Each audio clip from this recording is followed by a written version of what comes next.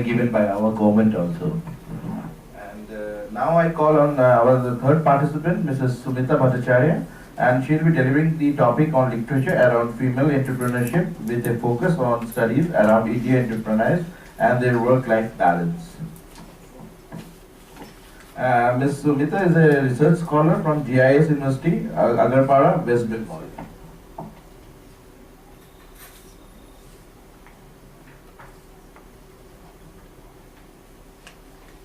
Good morning, madam, sir, and my friends. Now I am going to present my paper. The title of the paper is Literature Around Female Entrepreneurship with Focus on Studies Around Indian Entrepreneurs and the Work-Life Balance. Now, the research theme here is International Conference on Research in Business Management with challenges and opportunities. And the main thing is that entrepreneurship is developing, it's growing, but female entrepreneurship, it is also on the rise.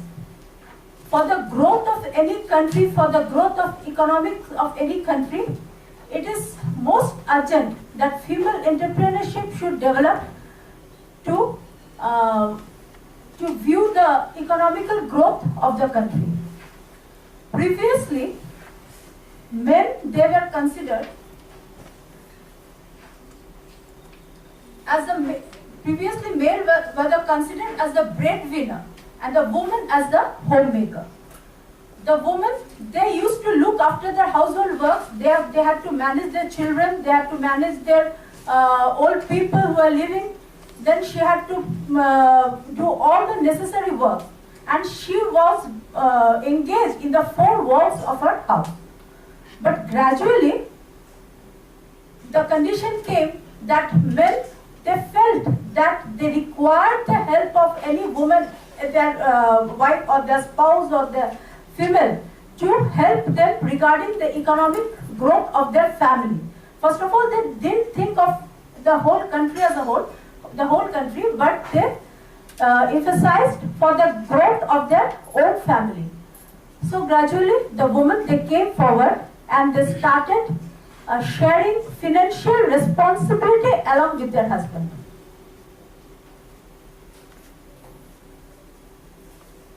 In managing both the family spheres and business setup, the woman, she became completely exhausted. Most of the women, they became completely exhausted.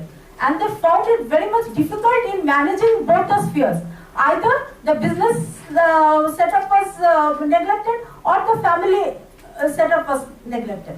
And most of the women entrepreneurs, they are from the villages only. So the male members of the family, they didn't help the women entrepreneurs regarding their entrepreneurial business. And thus came, as they became exhausted, thus came the need of work-life balance. Now, what is work-life balance? Work-life balance is adjusting and managing time and energy in both work and family spheres in such a way that a conflict does not arise and the person remains satisfied and happy in managing both the spheres. The family also does not feel neglected, and the business setup also, they constantly go on rising. That is the main motive, that became the main motive, and that's why the requirement of work-life balance, it arose. Now, literature review. As per the definition of Government of India, a woman entrepreneur is defined as an enterprise owned and controlled by a woman having a minimum financial interest of 51% of capital and giving at least 51% of the employment generated by the enterprise to women. Rosier and Thompson in 1988 stated that to be an entrepreneur, expectation and encouragement from parents from the early childhood seems to be very important. Matthews, Erhan and Scott in 2001 stated, women do not wish to work less, but they just prefer convenience of flexible working hours. So women, they require convenient, flexible working hours so that they can manage their business as well as their household. Taniguchi in 2002 and Kerr in 2004 stated, having children and husband as being the fact that increase the possibility that women will decide for self-employment was suggested in several studies. Pillai and Anna in 1990 stated, family support and encouragements are the highest facilitating factor which help women to aspire entrepreneurship. Now the objective of my study is to reveal status of women entrepreneurs in India. The second objective is to reveal various hurdles faced by them. Third, to reveal how many factors, there are numerous factors which affect the work-life balance of a female entrepreneur. But there are some factors which I want to mention which affect the work-life balance of the women entrepreneurs. Your topic seems to be very interesting, so we would love to listen your key points. Okay. So try to keep it like that, we can conclude on the key points. The research methodology is based on secondary data which is collected from the published reports of Government of India, census surveys, newspaper, journals and different websites. The findings. Regarding the first objective, we can state, according to 2001 census, women constitute 48% of India's population, of which 72% were engaged in agricultural activities, 21.7% were engaged in non-agricultural activities, and 6.3% in household industries. Household industries means making achar, pickles and all those food items which they could make in the house. Total number of women entrepreneurs increased from 10.64 lakhs in 2001-2002 to 20.21 lakhs in 2006 and 2007. This is according to MSME Government of India.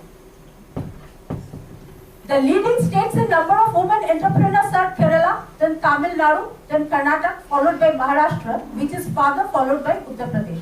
This is also according to Development Commissioner MSME. Women work participation in India is 1970-1971. It was 14.2%, whereas in 2000-2001 it is 31.6%. Hurdles faced, the second objective was what hurdles did they face? The first hurdle, family problems including child care, elder care, non-supporting spouse, etc. Second is obtaining finance from financial institution, because the financial institution, they don't encourage the female entrepreneurs. They think that they won't be able to repay their loans, they won't be able to carry on their business, so they will be at a loss.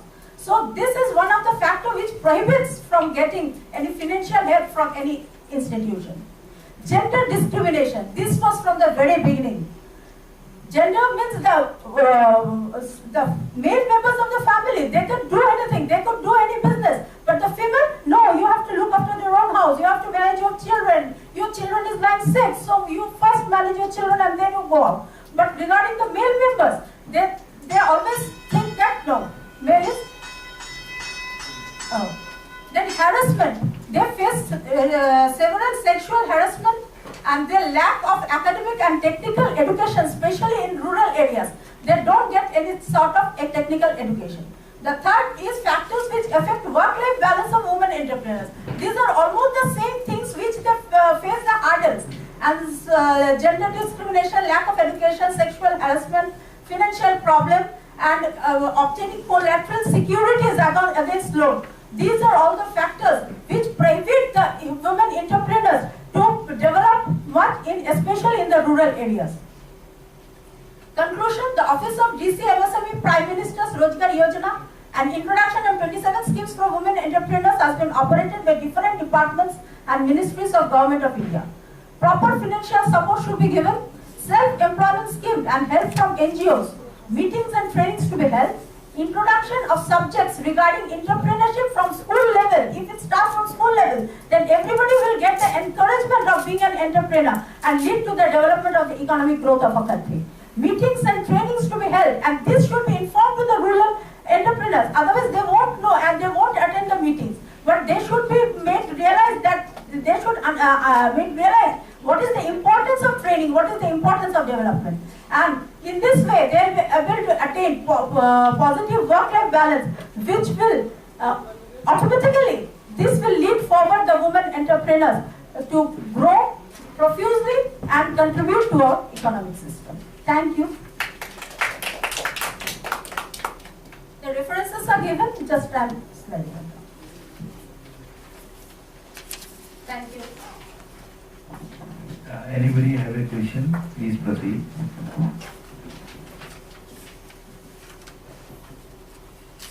Do you have any case studies that you have done? Actually, case studies I haven't done. I have just studied the literature. The case studies, it will be done. As this is based on secondary data. So I want to carry on the work with primary data also, which has not been There are done. a lot of organizations nowadays, they have internally work-life balance. They can internal, but still there are some situations which still remains in our society, which still remains in our culture. Means actually the women entrepreneurs from the urban areas, they do not face much difficulties as to the rural entrepreneurs, according as per my study, which prevails.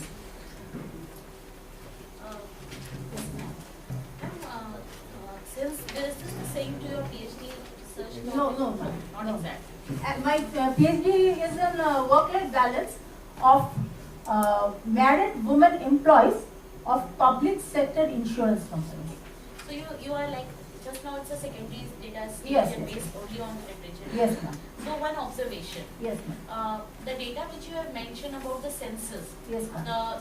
the female gender Yes, ma'am. population, it's of 2001. Yes. So it's like we need to... Actually, I could collect the latter data because I had to go through the net and all other studies, and there I couldn't find the latest one. Even I wanted the latest one. If it was a 2012 or 2013, then it would have been much better. But this one, Okay, so maybe not of census. Census is like a common, if we Yeah. fail to find the okay, data from the yes. census, Yeah. there are other bodies who also measure. So there are private bodies. Yeah. Actually, I have given only the government one because government But sources for the are recent data reliable. update, which is very important because it's 2017 now. Yeah. Now, I have an understanding because I am also doing a research project on women career progression. Yes, So ma'am. we have a data of 2012, 13, 14 also, but if not of the government source, we can take the help of the private and can mention and get an idea of the, Yes, I have some. women and I women. have gathered some data of private organization, but here I couldn't put because due to shortage of time and shortage of space. Perfectly fine, perfectly Okay. fine. Okay, And ma'am. second, when we talk about work-life balance, as what Sir has stated, Yes, ma'am. there are many things that organizations are also doing. Yeah. Literature classify the issue with the NGOs, work-life different balance. NGOs and all. No, not NGOs. Issue with the work-life balance in terms of individual factors, which you have mentioned, societal factors, but there are organizational factors as well. Yeah. It should be a part of the study. Yes, organizational factors are there, but that I am doing it in my original thesis. Thank you. Thank you.